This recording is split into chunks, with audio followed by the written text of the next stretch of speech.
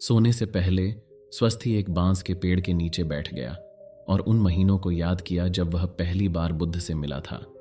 वह तब सिर्फ 11 साल का था और उसकी मां की हाल ही में मृत्यु हो गई थी, जिससे उसे अपने 3 छोटे भाई बहनों की जिम्मेदारी उठानी पड़ी। उसकी सबसे छोटी बहन, जो एक शिशु थी, उसे पीने के लिए दूध नहीं था। सौभाग्य से गांव के एक व्यक्ति रामभूल ने स्वस्थी को अपनी भैंसों की देखभाल करने के लिए काम पर रखा। 4 बड़ी भैंसें और एक बछड़ा, और इसलिए स्वस्थी हर रोज एक भैंस का दूध दूहने और अपनी छोटी बहन को खिलाने में सक्षम था। वह भैंसों की देखभाल बहुत सावधानी से करता था, क्योंकि वह जानता था कि उसे अपनी नौकरी बचानी है या उसके भाई बहन भूखे मर जाएंगे।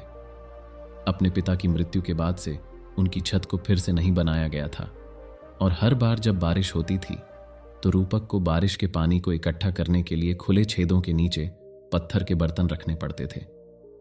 बाला केवल 6 साल की थी, लेकिन उसे खाना बनाना, अपनी छोटी बहन की देखभाल करना और जंगल में जलाऊ लकड़ी इकट्ठा करना सीखना पड़ा। हालांकि वह अभी छोटी बच्ची थी, लेकिन वह अपने भाई बहनों के खाने के लिए आटे से चपाती गूंथ सकती थी। वे शायद ही कभी करी पाउडर खरीद पाते थे। जब स्वस्थी भैंसों को वापस उनके अस्तबल में ले जाता तो रामभूल की रसोई से आती करी की मनमोहक खुशबू से उसका मुंह पानी भर आता। मांस के साथ पकाई गई करी की चटनी में डूबी चपाती उसके पिता के मरने के बाद से एक अनजान विलासिता थी। बच्चों के कपड़े चिथड़ों से ज्यादा कुछ नहीं थे। स्वस्थी के पास सिर्फ एक पुरानी धोती थी। जब ठंड होती तो वह अपने कंधों पर एक पुराना भूरा कपड़ा लपेट लेता। वह फटा हुआ और घिसा हुआ था, लेकिन फिर भी उसके लिए कीमती था। स्वस्थी को भैंसों के लिए अच्छी चराई वाली जगह ढूंढनी पड़ती थी, क्योंकि अगर वह उन्हें भूखे उनके अस्तबल में लौट आता तो उसे पता था कि मी रामभूल उसे पीटेंगे। इसके अलावा उसे हर शाम भैंसों के लिए घास का एक बड़ा गट्ठा घर ले जाना पड़ता था, ताकि वे रात भर खा सकें। शाम को जब मच्छर बहुत होते तो स्वस्थी आग जलाकर धुआं करके उन्हें भगा देता। रामभूल उसे हर 3 दिन में चावल, आटा और नमक देकर पैसे देता था। कुछ दिनों में स्वस्थी ने कुछ मछलियां घर लाकर दी, जिन्हें उसने नैरंजारा नदी के किनारे से पकड़ा था, ताकि भीम उसे पका सके। एक दोपहर जब उसने भैंसों को नहलाया और घास की एक झाड़ी काट ली तो स्वस्थी को शांत जंगल में अकेले कुछ पल बिताने का मन हुआ। भैंसों को जंगल के किनारे चरते हुए छोड़कर स्वस्थी ने आराम करने के लिए एक ऊंचे पेड़ की तलाश की। अचानक वह रुक गया। वहां एक आदमी था जो 20 फीट से ज्यादा दूर नहीं, एक पिप्पल के पेड़ के नीचे चुपचाप बैठा था। स्वस्थी ने आश्चर्य से उसे देखा। उसने पहले कभी किसी को इतनी खूबसूरती से बैठते नहीं देखा था। उस आदमी की पीठ बिल्कुल सीधी थी और उसके पैर उसकी जांघों पर आराम से टिके हुए थे। उसने खुद को अत्यंत स्थिरता और आंतरिक उद्देश्य के साथ संभाला। उसकी आंखें आधी बंद लग रही थीं और उसके हाथ उसकी गोद में हल्के से टिके हुए थे। उसने एक फीका पीला लबादा पहना हुआ था, जिसका एक कंधा खुला हुआ था। उसके शरीर से शांति, स्थिरता और भव्यता झलक रही थी। उसे देखते ही स्वस्थी को आश्चर्यजनक रूप से ताजगी महसूस हुई। उसका हृदय कांप उठा। उसे समझ में नहीं आ रहा था कि वह किसी ऐसे व्यक्ति के लिए इतना विशेष कैसे महसूस कर सकता है जिससे वह कभी मिला भी नहीं। लेकिन वह बहुत देर तक पूर्ण सम्मान के साथ स्थिर खड़ा रहा। फिर उस व्यक्ति ने अपनी आंखें खोलीं। उसने पहले तो स्वस्थी को नहीं देखा, फिर उसने अपने पैर खोले और अपने टखनों और तलवों को धीरे से सहलाया। धीरे धीरे वह खड़ा हुआ और चलने लगा। चूंकि वह विपरीत दिशा में चल रहा था, इसलिए उसे स्वस्थी दिखाई नहीं दी। बिना कोई आवाज किए स्वस्थी उस व्यक्ति को जंगल के फर्श पर धीमे, ध्यान मग्न कदम उठाते हुए देखता रहा। ऐसे 7-8 कदम चलने के बाद वह व्यक्ति पलटा और तभी उसे स्वस्थी दिखाई दिया। वह लड़के को देखकर मुस्कुराया। इससे पहले किसी ने भी स्वस्थी को इतनी सौम्यता से नहीं मुस्कुराया था। मानो किसी अदृश्य शक्ति द्वारा खींचा गया स्वस्थी उस व्यक्ति की ओर दौड़ा। लेकिन जब वह कुछ फीट की दूरी पर था तो वह वहीं रुक गया। उसे याद आया कि उसे उच्च जाति के किसी व्यक्ति के पास जाने का कोई अधिकार नहीं है। स्वस्थी एक अछूत था। वह चारों सामाजिक जातियों में से किसी से भी संबंधित नहीं था। उनके पिता ने उन्हें समझाया था कि ब्राह्मण जाति सबसे ऊंची जाति है और इस जाति में पैदा हुए लोग पुजारी और शिक्षक होते हैं, जो वेदों और अन्य शास्त्रों को पढ़ते और समझते हैं और देवताओं को प्रसाद चढ़ाते हैं। जब ब्रह्मा ने मानव जाति का निर्माण किया तो ब्राह्मण उनके मुख से निकला। क्षत्रिय अगली सबसे ऊंची जाति थी। वे राजनीतिक और सैन्य पदों पर आसीन हो सकते थे क्योंकि वे ब्रह्मा के दोनों हाथों से निकले थे। वैश्य जाति के लोग व्यापारी, किसान और शिल्पकार थे जो ब्रह्मा की जांघों से निकले थे। शूद्र जाति के लोग ब्रह्मा के पैरों से निकले थे और वे चारों जातियों में सबसे नीची जाति थी। वे केवल शारीरिक श्रम करते थे जो उच्च जातियों द्वारा नहीं किया जाता था। लेकिन स्वस्थी के परिवार के सदस्य अछूत थे जिनकी कोई जाति नहीं थी। उन्हें गांव की सीमा के बाहर अपने घर बनाने पड़ते थे और वे सबसे निम्न प्रकार के काम करते थे, जैसे कि कचरा इकट्ठा करना, खाद फैलाना, सड़कें खोदना, सुअरों को खिलाना और भैंसों की देखभाल करना।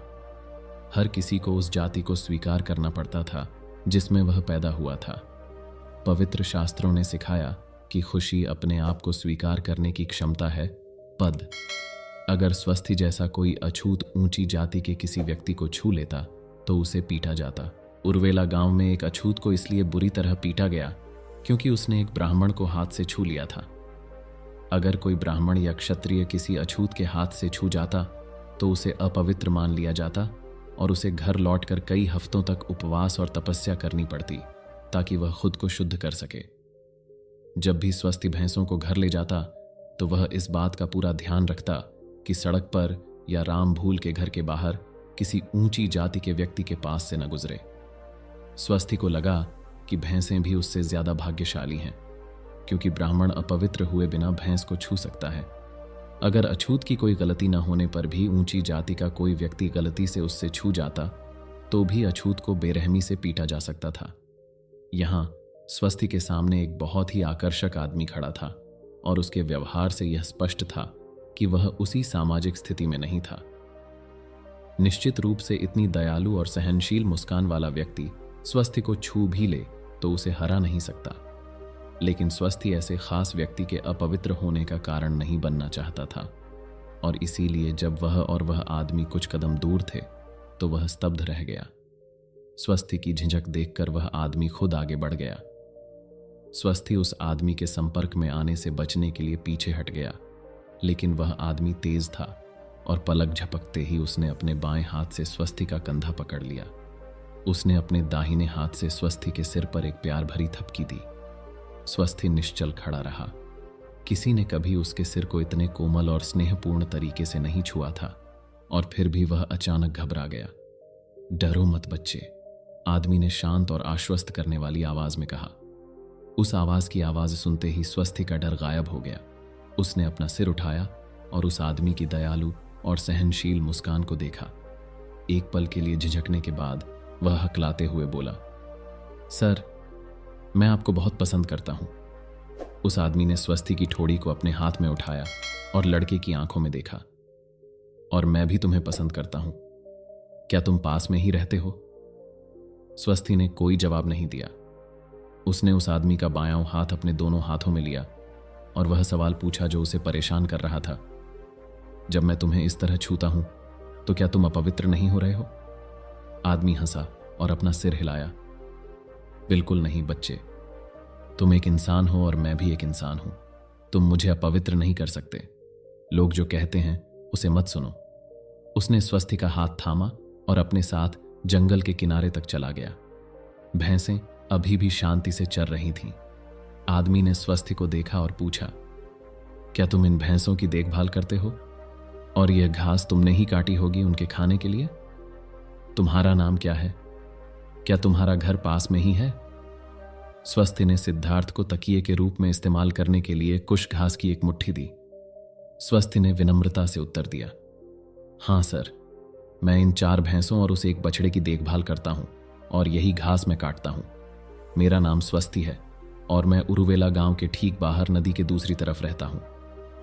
कृपया सर, आपका नाम क्या है और आप कहां रहते हैं? क्या आप मुझे बता सकते हैं? उस व्यक्ति ने विनम्रता से उत्तर दिया, निश्चित रूप से। मेरा नाम सिद्धार्थ है और मेरा घर बहुत दूर है, लेकिन वर्तमान में मैं इस जंगल में रह रहा हूं। क्या आप एक साधु हैं? सिद्धार्थ ने सिर हिलाया। स्वस्थी जानता था कि साधु वे लोग होते हैं जो आमतौर पर पहाड़ों पर रहते हैं और ध्यान करते हैं।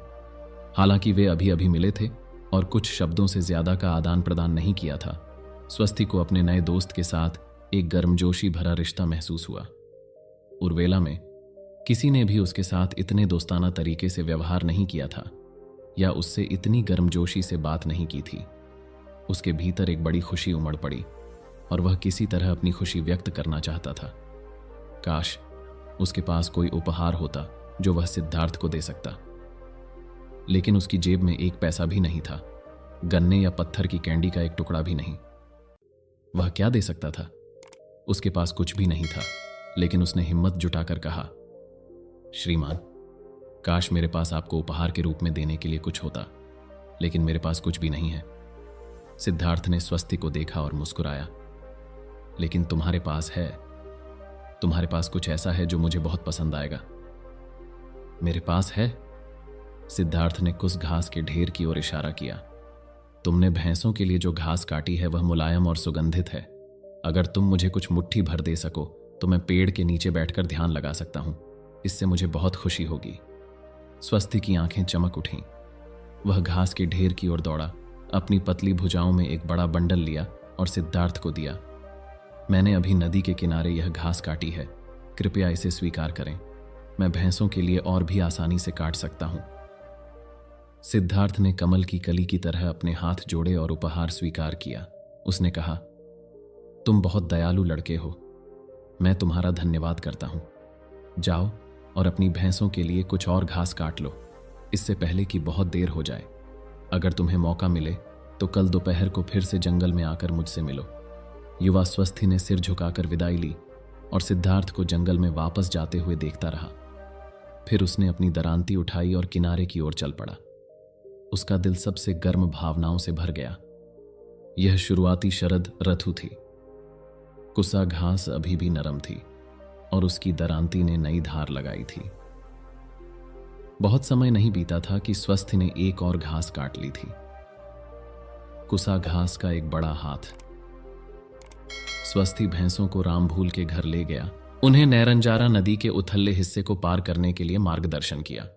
बछड़ा किनारे पर मीठी घास छोड़ने के लिए अनिच्छुक था और स्वस्थी को उसे साथ ले जाने के लिए मनाना पड़ा। उसके कंधे पर घास का ढेर भारी नहीं था और स्वस्थी भैंसों के साथ नदी पार कर गया।